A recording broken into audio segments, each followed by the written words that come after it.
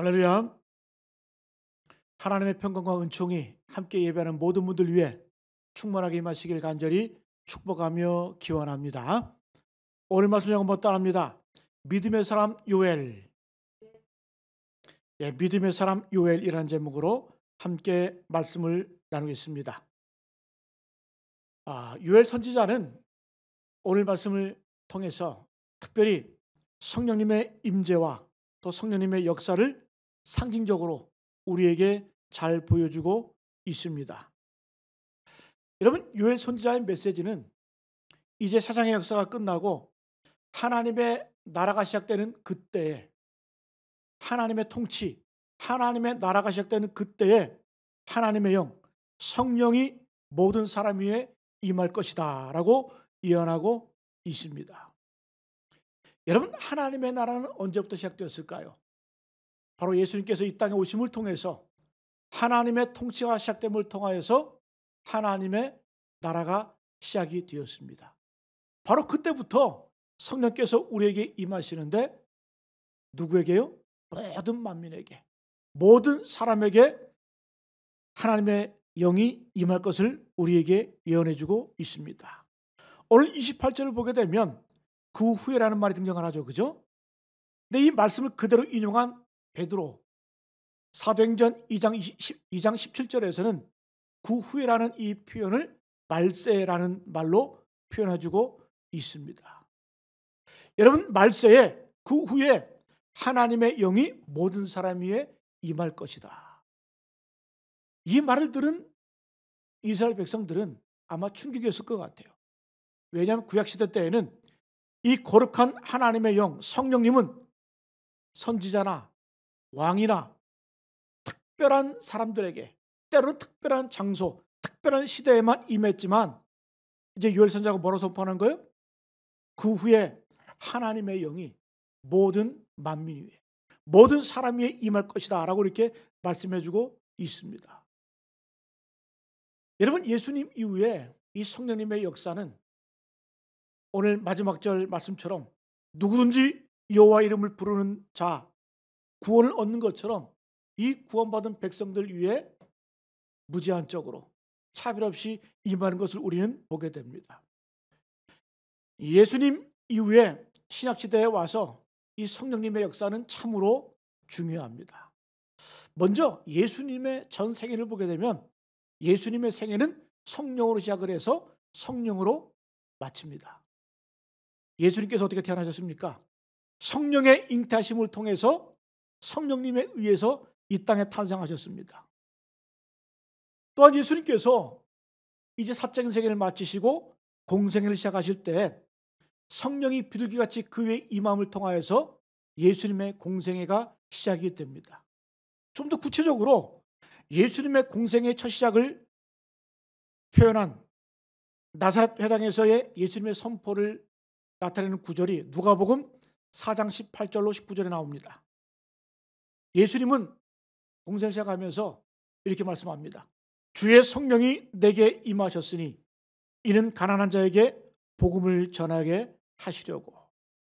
자, 예수님께서 사역을 시작하시는데 어느 시점에 주의 성령이 내게 임하였으니, 주님의 성령이 내게 임하기 때문에 나는 일을 한다. 나는 이제 하나님의 구속의 사역을 시작을 한다. 이렇게 선포하고 있습니다.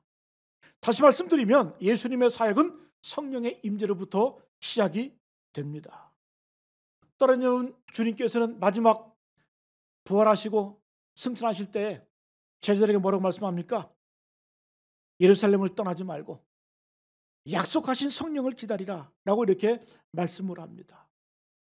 여러분, 예수님의 생애 전체는 성령으로 시작하여서 성령으로 마감을 하셨습니다. 또한 교회 사적으로 볼 때에도 교회가 어떻게 시작됐을까요? 사도행전에서 오순절날 성령이 임함을 통하여서 바로 초대교회가 시작이 됩니다. 또한 여러분, 사도행전을 보게 되면 사도행전은 신학의 역사서입니다. 이 신학의 역사서인 사도행전을 그 안에서 가장 많이 언급하는 단어가 바로 성령님이에요. 성령님. 그래서 어떤 분은 그런 얘기를 하더라고요. 사도행전은 성령 행전이다. 사도행전 전체는 바로 성령님의 역사라는 거예요. 하나님의 역사라는 겁니다. 또 어떤 신학자는 지금을 성령의 시대라고 이렇게 표현합니다. 교회사에서 이 성령의 시대라는 단어를 처음 사용한 사람은 12세기 사제였던 요아킴 플로리스라는 사람이에요. 요아킴 플로리스. 이 플로리스는 구약을 성부의 시대, 신약을 성자의 시대로 구분했고, 지금은 하나님의 영이 통치하는, 하나님의 영이 다스리는 성령의 시대라고 이렇게 이야기합니다. 물론 여러분, 성부, 성자, 성령 이 세 분이 창조 때도 함께 하셨고, 구약에도 함께 하셨고, 또 예수님 이후에도 함께 역사하시지만, 주도적으로 지금은 어떤 시대다? 성령의 시대라는 거예요. 따로 국밥이 아니라 함께 역사하지만 지금 성령이 주도하는 역사의 시대라는 겁니다. 여러분, 이것이 바로 삼위일체 신민주로 믿습니다. 우리는 성령 안에서 성자 예수님을 바로 깨닫게 됩니다. 여러분, 우리가 하나님을 아들이신 예수를 믿게 된 것 바로 성령의 역사입니다. 또 우리가 성령 안에서 성부 하나님을 만나는 놀라운 일이 벌어지게 되는 줄로 믿습니다. 지금은 성령의 시대라는 거예요. 성령을 통해서 우리가 진리 가운데 인도함을 받고 하나님의 그 놀라운 경륜과 섭리를 경험하게 된다는 겁니다. 여러분, 예수께서 이 땅을 떠나시기 전에 우리가 어떤 약속을 하셨습니까? 볼지어다 내가 세상 끝날까지 너희와 항상 함께 하리라. 임마누엘 하리라. 여러분, 그 약속은 어떻게 우리에게 이어지고 있습니까? 바로 육신의 예수님은 부활하시고 승천하셨지만, 그러나 그 예수님께서 성령님을 통하여서 지금도 우리와 함께 하신다는 거예요. 여러분이 믿으시기 바랍니다. 예수님, 그 하나님의 영이신 그 성령께서 우리로 하여금 예수님을 알게 하시고 예수님을 믿게 하시고 지금도 예수님이 살아계셔서 우리와 함께 하심을 믿을 수 있는 그 근거, 그 감동을 우리에게 주고 있는 줄로 믿습니다. 자, 그래서 오늘 말씀을 통해서 성령님의 임재와 성령님의 역사에 대해서 함께 말씀을 나누는, 또 깨닫고 또 삶의 변화를 경험하는 우리 모두 되시기를 간절히 축복합니다. 자, 그러면 먼저 성령님은 누구에게 임하는가? 성령님은 누구에게 임하는가? 오늘 28절, 29절 같이 다시 한번 읽어봅니다. 시작. 그 후에 내가 내 영을 만민에게 부어주리니 너희 자녀들이 장래일을 말할 것이며 너희 늙은이는 꿈을 꾸며 너희 젊은이는 이상을 볼 것이며 그때 내가 또 내 영을 남종과 여종에게 부어줄 것이며. 자, 성령님은 누구에 임합니까? 그 후에 임하는데, 여기서 말하는 그 후는 하나님의 나라가 이 땅 위에 임하게 된 때부터 하나님의 통치, 바실레이아, 그 예수님 하나님의 통치가 이 땅 위에 이루어진 그 이후에 하나님의 영, 성령이 우리에게 임하게 되는데, 누구에게요? 내가 내 영을 만민에게 부어주리니. 모든 사람에게, 만민에게. 자녀들이 나옵니다. 늙은이가 나옵니다. 젊은이가 나옵니다. 또 더 나아가서 내 영을 남종과 여종에게 부어주겠다. 남녀노소 빈부귀천을 막론하고 모든 육체에게 부어주신다라는 거죠. 여러분, 지금의 당연한 말씀의 선포이지만 이 요엘이 활동하던 구약시대에는 이것은 상상할 수 없는 충격이었습니다. 아니, 하나님의 영, 하나님의 성령이 모든 사람에게 임한다? 왜냐하면 구약시대에는 특별히 선지자나 사사들이나 성령께서 특별히 임하시는 사람들이 있었고 그런 시기가 있었어요. 그런데 여러분, 하나님의 나라가 이 땅에 임하게 된 이후부터 그 거룩하신 성령께서 누구에게요? 하나님의 택한 백성, 이스라엘 백성에게 뿐만 아니라 이스라엘 민족이 천시하고 개 취급했던, 원수처럼 여겼던 사마리아인들에게도 성령이 임하게 되었다는 거예요. 또 그들이 생각했던 도무지 구원받을 수 없는 이방인들, 저들은 구원의 밖에 있는 존재들이야. 네? 저것들은 지옥의 불쏘시개야. 근데 그런 사람들에게 하나님의 영, 성령이 임하게 되었다는 거예요. 그래서 여러분, 이 요엘서의 이 말씀을 베드로가 그대로 인용을 해서 설교 가운데 선포하고 있다는 거예요. 어떤 사람에게, 누구든지 주의 이름을 부르는 모든 사람에게 지금도 그 성령님께서 우리에게 임하신 줄로 믿습니다. 여러분, 모든 육체 위에 모든 사람에게 성령님이 임하신다? 바로 이것은 우리 인간의 위대성을 보여줍니다. 존귀함을 보여주는 거예요. 여러분, 성령 안에서 우리는 하나님을 만날 수가 있습니다. 내 안에 계신 하나님, 우리 인간은 성령 하나님과 함께할 때 성경은 말합니다. 우리가 신과 같이 된다. 신적인 존재가 된다. 여러분, 이것은 신처럼 된다는 교만한 얘기가 아니라 우리가 하나님의 형상이 회복된다는 거예요. 거룩한 존재가 된다는 거예요. 뭘 통해서요? 성령님의 임재를 통해서 그렇게 된다는 겁니다. 고린도전서 3장 10절 17절 말씀, 너희는 너희가 하나님의 성전인 것과 하나님의 성령이 너희 안에 계시는 것을 알지 못하느냐. 우리가 어떤 존재라고요? 하나님의 성전이라는 거예요. 하나님의 성전인데 하나님의 영이 거하시는 거룩한 성전이라는 겁니다. 그래서 우리가 사람을 바라볼 때, 특별히 내 자신을 바라볼 때 나는 어떤 존재다? 하나님을 품은 존재다. 하나님의 영이 거하시는 존재다.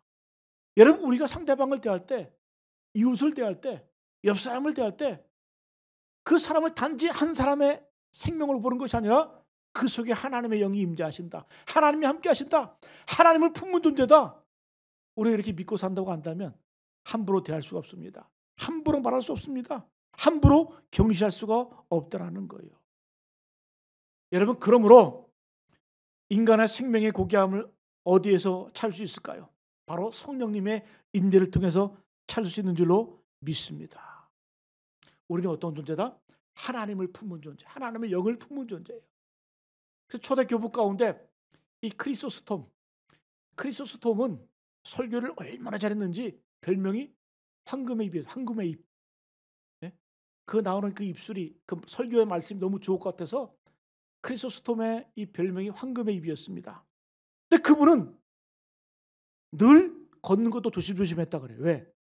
내 몸이 성전인데, 내 몸이 어떤 존재다? 하나님의 영이 거하시는 거룩한 존재인데 걷는 것도 사뿐사뿐 조심히 걸었다고 합니다.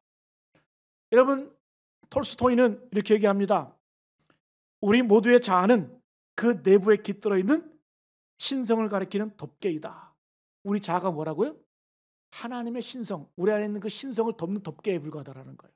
그래서 우리가 자아에서 벗어나면 벗어날수록 우리 안의 신성은 더욱더 뚜렷이 나타난다. 우리가 자꾸 내 자신을 바라보지 않고 육체 소욕을 죽이고 우리 안에 계신 성령님을 주목하면 주목할수록 성령님, 하나님의 영은 우리 안에서 더욱이 뚜렷이 나타난다는 거예요. 우리가 그런 존재라는 겁니다. 여러분, 어떤 점에서 보면 우리 인간이 얼마나 존귀한 존재인지요. 물론 예수 그리스도의 사역을 통해서 우리가 어떤 존재가 되었어요? 예수님의 피값으로 산 거룩한 존재예요. 구원받은 백성들이에요. 또 동시에 우리가 매일매일 뭘 느끼면서 살아야 된다? 우리는, 내가 만나는 모든 사람은 하나님의 영이 거하시는, 하나님의 영을 품은 그런 존재들이라는 겁니다. 그것이 바로 우리 인간이라는 거예요. 여러분, 우리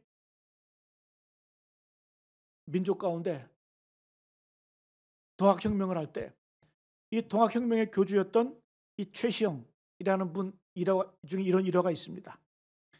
이 최시영이라는 분은 뭐 동학 3대 교주인가 그러실 거예요. 3대인가 그러실 건 2대인가. 그런데 이분이 36년 동안 수배 생활을 했어요. 쫓겨다니면서 동학혁명운동을 했는데, 이분이 이제 어느 날 자기를 따르던 그 신도의 집에서 머물렀습니다. 도망가서 피하여서 그 집에 머물렀는데, 어느 날 그 집에 있는 그 며느리가 이 배를 짜고 있는 모습을 봅니다.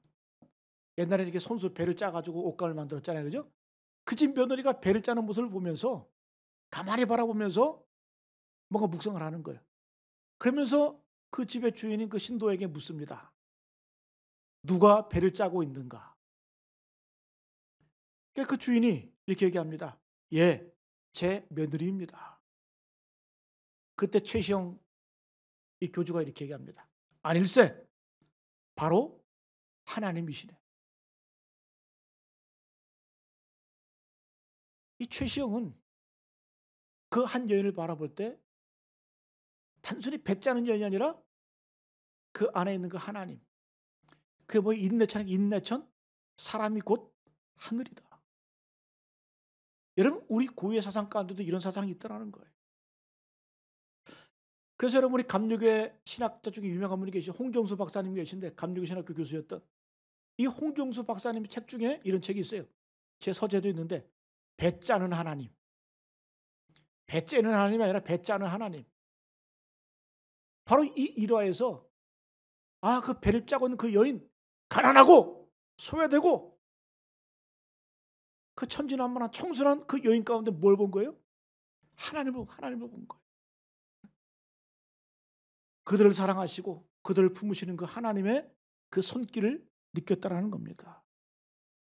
여러분, 물론 이 말은 우리 인간이 신격화되라는 그런 모습이 아니에요. 우리 삶 가운데 계신 하나님을 발견할 수 있어야 된다는 거예요. 오늘 여러분, 요엘은 선지자는 선포합니다. 그 후에 내가 내 영을 만민에게 부어주리니. 우리 인간이 어떤 존재예요? 하나님의 영을 품은 거룩한 존재고, 또 하나님의 영을 품을 수 있는 가능성 있는 그런 존재라는 거예요. 여러분, 오늘 이 말씀을 통해서 생명 있는 모든 존재들 다 어떤 존재다? 하나님의 거룩한 창조물, 하나님의 형상을 입은 거룩한 존재인 줄로 믿습니다. 이걸 깨달아야 된다는 거예요. 좀 더 구체적으로 오늘 말씀을 보게 되면 성령님은 누구에게 임하는가? 성령님은 누구에게 임하는가? 모든 육체에게, 모든 만민에게, 젊은이, 늙은이, 자녀들, 모든 사람에게 임한다라는 거예요. 자, 우리가 먼저 생각할 게 있어요. 성령님의 임재에 대한 세 가지 오해가 있어요. 어떤 오해가 있을까? 첫 번째 오해는 성령 받는 것은 쉽지 않다, 이런 오해가 있습니다. 아니에요. 성령님은 누구나 언제나 사모하는 심령들에게 임하게 될 줄로 믿습니다. 근데 우리는 오해해요. 성령 받는 것은 쉽지 않다? 여러분, 사도행전 2장 38절 39절 보게 되면 베드로의 설교 가운데 제가 읽습니다. 베드로가 이르되 너희가 회개하여 각각 예수 그리스도의 이름으로 세례를 받고 죄 사함을 받으라. 그리하면 성령의 선물을 받으리니. 잘 들어보세요. 너희가 회개하여 각각 예수 그리스도의 이름으로 세례를 받고 죄 사함을 받으라. 그러면 어떻게 된다? 성령의 선물을 받으리니. 여러분, 우리가 회개할 때, 예수님께서 돌아올 때, 성령의 세례를 받을 때 어떻게? 성령님께서 선물로 우리에게 임하신다라는 거예요. 여러분, 선물은 뭡니까? 돈 내고 받는 게 아니에요. 공짜예요. 대가를 지불하는 것이 아니에요. 그건 선물이 아니에요. 선물은 어떻게? 감사합니다 그냥 받는 거예요. 여러분, 우리의 구원의 은혜가 예수 그리스도의 구속의 사역이 다 하나님 은혜 아닙니까? 은혜라 선물이, 은혜라는 말은 선물이라는 얘기예요. 공짜라는 얘기예요. 여러분, 우리가 회개하고 예수 그리스도의 이름으로 세례를 받고 죄사함 받으면 성령은 쉽게 누구에게, 누구든지 주의 이름을 부르는 자에게 임하게 된다는 거예요. 오해 없으시기 바랍니다. 성령님은 쉽게 받을 수 있다는 거예요. 두 번째 오해는 과연 나 같은 사람이 성령을 받을 수 있을까? 나 같은 죄인이. 여러분, 이어지는 말씀이 뭐라고 말씀합니까? 이 약속은 너희와 너희 자녀와 모든 먼 데 사람 곧 우리 주 하나님이 얼마든지 부르시는 자들에게 하신 것이라 하고, 이 약속은 어떤 특별한 사람에게 한정된 것이 아니라 모든 사람에게, 너희와 너희 자녀와 모든 먼 데 사람 곧 우리 하나님이 얼마든지 부르시는 자들에게, 모든 자들에게 이 성령님을 임하신다라는 거예요. 여러분, 이런 오해가 없으시길 간절히 바랍니다. 세 번째 오해는 뭐냐? 성령을 받으려면 오래 기다려야 된다? 오래 걸린다? 여러분, 그렇지가 않아요. 사도행전 4장에 보게 되면 그 당시 교회에 핍박이 있었어요. 베드로가 투옥이 됩니다. 그때 초대교회 성도들은 모여서 하나님 앞에 전심으로 기도합니다. 사도행전 4장 31절 말씀에 빌기를 당하며 모인 곳이 진동하더니 무리가 다 성령이 충만하여 담대히 하나님의 말씀을 전하니라. 빌기를 마치자마자 그들이 보인 것이 어떻게 했다? 진동하더니 성령이 충만히 임재했다 표현해주고 있습니다. 여러분, 사도행전 10장에서도 이 베드로가 고넬료의 집에 가서 복음을 전합니다. 이방인 최초로 고넬료의 가정에 복음을 전하게 되는데 그때 즉시 성령의 충만함을 받습니다. 그래서 여러분, 성령 받으려면 오래 기다려야 된다? 아니에요. 자, 그러므로 여러분, 하나님의 때가 이르진 것이 아니라는 거예요. 내가 준비가 되지 못했기 때문에 못 받는 것이지 하나님께서는 언제든지 하나님의 영을 부어주실 준비를 하고 계신다는 거예요. 여러분가 성령 충만할 때, 충만은 어떤 것입니까? 어떤 의미입니까? 충만이라고 하는 것은 빈 곳에 부어진다는 의미예요. 이미 이 컵에 물이 채워져 있으면 물은 들어가지가 않습니다. 이 잔이 비워져야 이 위에 물이 채워지는 거예요. 여러분, 하나님의 때, 하나님의 성령은 나의 문제이지 하나님의 문제는 아니라는 거예요. 내가 비워질 때에, 그래서 성경에는 그런 표현이 많아요. 빈 그릇, 빈 그물, 빈 항아리, 그곳에 채워주신다는 거예요. 저는 최근에도 결혼식에 가보았지만 저는 결혼식 할 때마다 제일 감동받는 부부 순서가 있어요. 어떤 순서냐 하면 신랑 입장할 때, 그때는 아니에요. 신랑은 입장하는 거고 바로 그 뒤에 어때요? 신부가 입장하잖아요. 그죠? 근데 신부가 입장할 때 항상 혼자 입장하는 것이 아니라 누구 손잡고 입장합니까? 아버지 손잡고 입장하는 거예요. 20년 넘게, 때로는 30년 넘게 길러주시고 낳아주시고 키워주신 그 아버지의 손을 잡고 입장하잖아요. 저도 딸이 셋인데 그 딸들 아까워서 어떻게 시집 보낼까? 눈물 날 것 같아요. 저도. 딸도 손잡고 이렇게 쫙 입장하다 보면, 그죠? 근데 그 아버지가 딸의 손을 잡고 신부 입장을 하면서 이제 점점 다가옵니다. 그때 이제 신랑이 다시 다가오죠. 다가와서 신랑 아버지와 인사를 하고 이제 아버지는 쓸쓸히 뒷모습을 보이면서 자리로 돌아가고 신랑과 같이 손을 잡고 이제 주례식장으로 이제 들어가죠. 자, 여러분 한번 보세요. 아버지가 아무리 딸이 이쁘고 딸이 귀해도 그 손을 놓지 않으면 결혼이 성사가 안 됩니다. 결혼은 이루어질 수가 없습니다. 여러분, 하나님과 우리 관계도 마찬가지예요. 내 안이 비워져 있어야 내 심령 안에서 빈 그릇이 이루어지고 빈 그물이 이루어지고 빈 항아리가 이루어져야 하나님의 영이, 하나님의 성령이 충만히 임재할 수 있다는 거예요. 여러분, 그래서 성령의 임재는 하나님의 문제가 아니라 나의 문제라는 거예요. 여러분, 올 한 해 나 자신을 하나하나 비워나가시길 간절히 바랍니다. 그리고 하나님의 성령의 충만히 부어주심을 통해서 하나님의 능력을 덧입고 이 땅을 당당히 이기며 나아가는 우리 모두 되시기를 간절히 축복합니다. 자, 그럼 두 번째로 성령께서 하시는 일이 무엇일까? 성령께서 우리 가운데 임하게 되면 어떤 일이 이루어질까? 여러분, 오늘 말씀도 한번 보세요. 자녀들은 장래일을 말할 것이다. 자녀들은 예언할 것이다. 늙은이는 꿈을 꿀 것이다. 여러분, 어르신들은 어때요? 이제 꿈을 줘볼 시기가 아니에요. 그러나 성령이 임하게 되면 늙은이는 꿈을 꾼다. 젊은이는 환상을 본다. 이 말은 뭡니까? 기대 이상의 삶을 살게 된다는 거예요. 새로운 삶을 살게 된다는 거예요. 새로운 변혁, 혁명이 우리 가운데 이루어진다는 겁니다. 뭘 통해서요?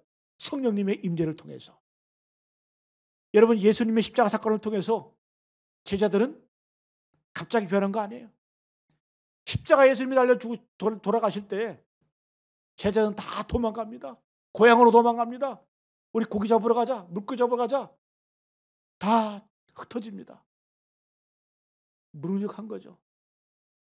여러분, 또 예수님께서 부활했음에도 불구하고 제자들은 깨닫지 못하고 예수님, 하나님의 나라가 이제 이루어지는 것이 이때입니까?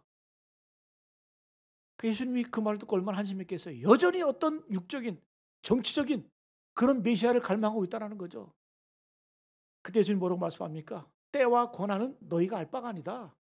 그래서 하시는 말씀이 오직 성령이 너희에게 임하시면 너희가 권능을 받고 예루살렘과 온 유대와 사마리아와 땅까지 이르러 내 증인이 된다. 오직 성령이 임하시면 내가 권능을 받는다. 여러분, 예수께서 십자가 달려 오실 때 제자들은 무능했습니다. 그리고 예수께서 부활하셨음에도 불구하고 제자들은 깨닫지 못했어요. 그러나 언제? 성령이 임하고 난다. 예수께서 승천하신 이후에 오순절 다락방에서 성령이 임재하시고 초대교회에 성령이 임하셨을 때에 180도 돌변하는 거예요. 새로운 사람으로, 새로운 능력으로. 여러분, 오늘 말씀처럼 이 자녀들은 예언하기 시작을 했고 늙은이는 꿈을 꾸기 시작했고 젊은이는 환상을 봅니다. 세상을 뒤집어 엎는 거예요. 여러분, 성령이 임하게 되면 딱 한 가지예요. 능력이 임하게 돼요. 능력이 임하게 돼요. 내 자신이 변화될 뿐만 아니라 이 세상을 변화시킬 수 있는 그 능력이 임하게 될 줄로 믿습니다. 그래서 여러분, 성령님은 막연하고 모호한 분이 아니에요. 여러분, 이사야 11장 1절 2절 말씀 보게 되면 이 성령님을 예언하고 있어요. 이새의 줄기에서 한 싹이 나며 그 뿌리에서 한 가지가 나서 결실할 것이요. 예수님에 대한 예언이죠. 그죠? 그 다음에 그의 위에 여호와의 영, 곧 지혜와 총명의 영이요 모략과 재능의 영이요 지식과 여호와를 경외하는 영이 강림하시리니. 저는 성령님의 역사에 대해서 이 이사야 11장 1절 2절 말씀처럼 자세하게 표현해 준 말씀 없다고 생각합니다. 여러분, 성령님이 우리 가운데 역사하시면 어떻게 돼요? 성령님은 누구시다? 지혜와 총명이에요. 지혜와 총명이에요.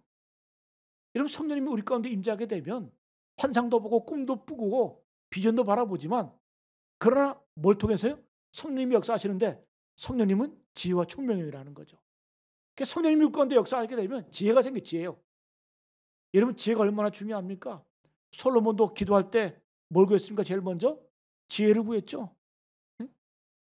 그리고 잠언서에도 지혜는 진주보다 귀하다 표현했고, 야고보 사도도 너희가 지혜를 구하라. 어떤지? 위로부터 오는 지혜를 구하라. 그러면 그 지혜의 근원은 누구라? 성령님이셔. 성령님. 여러분, 그래서 우리가 성령이 충만하게 되면 지혜가 생겨요. 지혜는 분별력입니다. 분별력을 뭐예요? 내가 만나야 될 사람, 내가 가야 할 장소, 때와 시기를 구분할 줄 알게 되는 거예요. 그래서 여러분, 성령이 충만한 사람은 때와 장소를 분별할 줄 안다라는 거예요. 그리고 또 성령님 어떤 분이시다? 총명이에요. 총명이에요. 총명은 깨달음을 말합니다. 그래서 성령께서 우리 가운데 임하시면 흐리멍텅하게 사는 게 아니에요. 똑똑해지는 거예요. 똑똑해지는 거예요. 그래서 예수 믿는 사람들은 절대 멍청하게 살 수 없다라는 거예요. 왜요? 잘못 믿는 거예요. 잘못 믿는 거. 예수 믿는 사람들은 똑똑해집니다. 총명해집니다. 네? 시대를 앞서 나갑니다.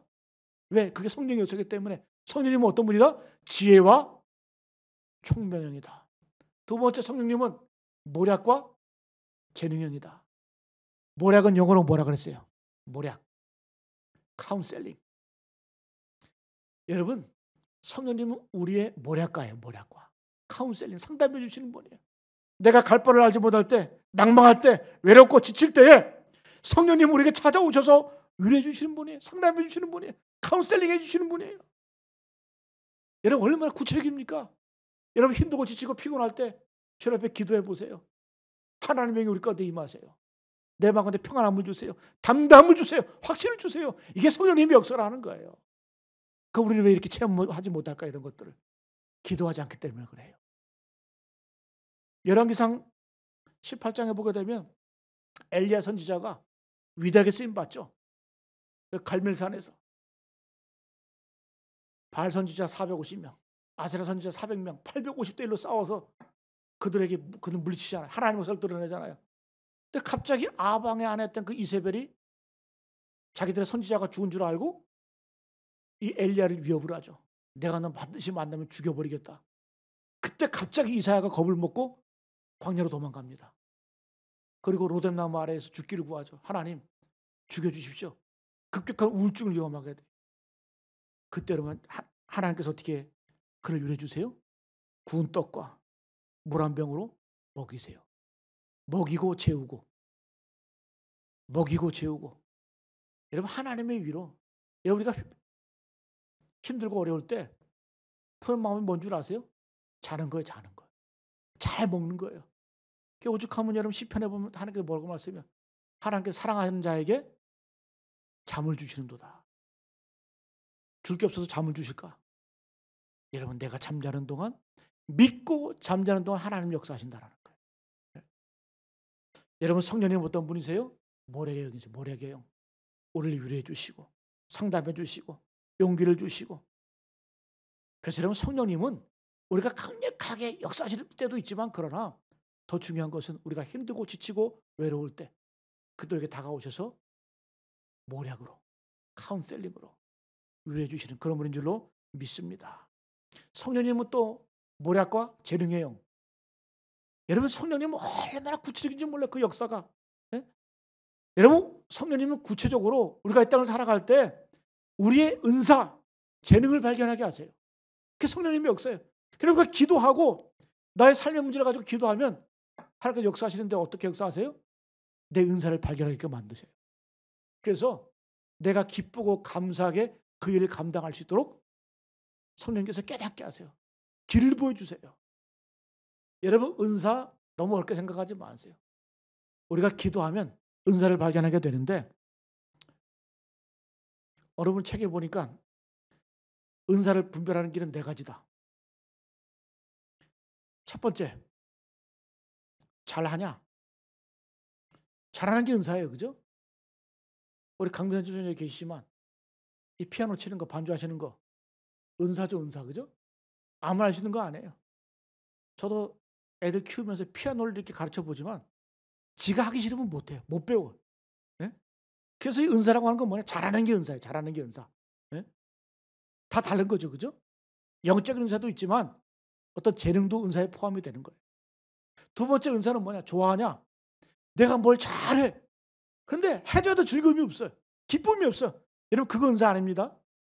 잘해야 되는 게 은사고 또 좋아해야 돼요. 기뻐해야 그게 은사 되는 거예요. 자, 잘하고 좋아하는데 옳지 않아. 그 은사가 아니에요. 여러분 내가 사기를 잘 쳐요. 사기만 치면 마음이 기뻐. 근데 그거 옳은 거예요? 잘못된 거예요? 결국 옳은 게 아니기 때문에 은사 아니라는 거예요. 은사는 뭐다? 잘하고 좋아하고 또 그게 옳은 일이냐? 마지막 하나, 열매가 있느냐? 내가 이 은사를 발휘해서 사용하고 또 쓰임받을 때 과연 열매가 있느냐? 칭찬받느냐? 하나님과 사람 앞에 칭찬받는 그런 일들이냐? 그런 일들이 벌어져야 은사라는 거예요. 근데 이걸 깨닫게 하시는 분이 누구다? 바로 성령님이시라는 거예요. 성령님은 우리가 잘하는 것들을 깨닫게 알게 하세요. 내가 좋아하는 것들 기쁘게 하는 일을 또 어떤 힘들고 어려운 일이 있다 할지라도 기쁘게 감당할 수 있도록 우리를 독려하시고 힘을 주세요. 그분이 성령님이세요. 그리고 우리를 진리 가운데 옳은 길로 인도해 주십니다. 칭찬받게 하십니다. 여러분 성령님은 어떤 분이시다? 모략과 재능의 영이시다. 그리고 성령님은 지식과 여호와를 경외하는 영, 하나님을 올바로 알게 해요. 하나님을 제대로 믿게 해요. 여러분 성령이 아니고서는 아무도 예수를 주라고 시인할 수 없다고 말씀하잖아요. 우리가 예수님을 믿게 된 것, 예수님을 알게 된 것도 이런 믿음은 내가 믿는다 그래서 내가 의지적으로 믿는다 그래서 믿어지는 게 아니에요. 성령님께서 역사하셔서 내 마음 가운데 믿음을 주셔야 믿어지는 거예요. 그래서 여러분 우리가 예수님을 주라 시인하는 것도 누구든지 성령이 아니고서는 아무도 예수를 주라 시인할 수 없다. 그 말씀인 겁니다. 여러분 성령님은 어떤 영이시다? 지식과 여호와를 경외하는 영. 하나님 잘 섬기게 잘 믿게 하시는 분인 줄로 믿습니다. 할렐루야. 여러분 오늘 성령께서 하시는 일은 뭐라 그랬어요? 성령께서 하시는 일은 자녀들은 예언할 것이요, 예? 늙은이는 꿈을 꾸며 젊은이는 환상을 볼 것이다. 삶이 변화된다는 거예요. 좀 더 구체적으로 성령의 영은 어떤 영이시다? 성령님은 지식, 지혜와 총명의 영이요, 모략과 재능의 영이요, 지식과 여호와를 경외하는 영이시다. 우리 삶에 구체적으로 우리와 함께 하시는 그러한 하나님의 영, 성령님이신 줄로 믿습니다. 여러분 힘들고 지치고 어려울 때 이 성령님 의지하세요. 절대 성령님은 모호한 분 아니에요. 막연한 분 아니에요.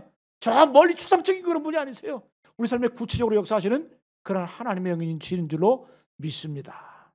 자, 그러면 마지막으로 성령님께서는 어떻게 임하시고 어떤 변화를 가져오는가? 말씀드렸잖아요. 성령님이 임하시면 우리가 권능을 받아요. 힘이 생겨요. 파워가 생겨요. 할 수 없는 일을 하게 됩니다. 그래서 여러분, 우리 올 한 해의 목표가 뭐냐? 성령 받아야 돼요. 성령으로 충만될 줄로 믿습니다. 그럼 어떻게 된다? 우리 아까 오해하는 거 있다고 그랬죠? 성령 받는 것은 어렵다? 성령, 나 같은 사람에게, 나 같은 존재에 성령께서 임하실까? 성령님 오래 기다린다? 아니에요. 그렇지가 않아요. 내가 사모하는 마음으로 기다리고 기도하고 하나님께 나아가면 성령께서는 즉시로 임하십니다. 우리에게 오신다라는 거예요. 내가 비워지기만 하면. 여러분, 오늘 본문 28절 29절 말씀이 바로 성령님의 인도를 통한 새로운 삶, 새로운 변화를 보여주는 줄로 믿습니다. 여러분, 성령께서 우리에게 임하시면 한계가 없는 인생을 살게 되는 거예요. 한계가 없는 인생, 끊임없는 가능성을 가지고 이 땅을 이기며 승리하게 될 줄로 믿습니다. 여러분, 기독교 역사를 한번 보세요. 성령의 역사 가운데 여러분, 인간이 할 수 없는 그 놀라운 일들, 그 역사를 만들어 갔잖아요. 그죠? 그래서 여러분, 우리의 능력은 성령 안에서 나오게 되는 줄로 믿습니다. 오직 성령이 너에게 임하시면 너희가 뭘 받아요? 권능, 파워, 에너지, 그걸 받는다라는 거예요. 그러면 성령님은 우리에게 임하시든 어떻게 임하신다? 기도하면 돼요. 사모하면 돼요. 구하면 되는 거예요. 예수님도 승천하시기 전에 말씀하셨잖아요. 예루살렘을 떠나지 말고 내게서 들은 바 하나님께서 약속하신 성령을 어떻게 하라? 기다려라. 그때는 기다리라고 말씀하니까 여자들과 예수의 어머니 마리아와 예수의 아들과 더불어 마음을 같이하여 오로지 기도에 힘썼더라. 예수님이 성령을 기다리라고 하니까 기도함으로 기다린 거예요. 그것도 어떻게 해요? 성령께서 각 사람에게 충만히 임자셔서 여러분, 가능성의 사람, 한계를 돌파하는 인생, 그러한 인생이 된 줄로 믿습니다. 여러분, 성령께서 임재하면 변화가 나타나요. 그러나 여러분, 지금까지 말한 것들은 외적인 변화예요. 그러나 진짜 변화는 뭔 줄 아세요? 내적인 변화가 바로 성령의 역사를 하는 거예요. 여러분, 성령의 역사면 방언이 나타납니다. 은사가 나타납니다. 그러나 여러분, 이러한 것들은 다 뭐다? 외적인, 표면적인 현상에 불과합니다. 진정한 성령의 역사는 내 내면의 변화예요. 내면의 변화. 그래서 여러분, 성령이 역사하셨다고 해서 열매가 없으면 안 돼요. 여러분, 성령의 9가지 열매가 뭡니까? 갈라디아서 5장에 보게 되면 성령의 열매는 사랑과 희락과 화평과 오래 참음과 자비와 양선과 충성과 온유와 절제. 여러분, 이 열매는 다 뭡니까? 인격, 성품의 변화 아닙니까?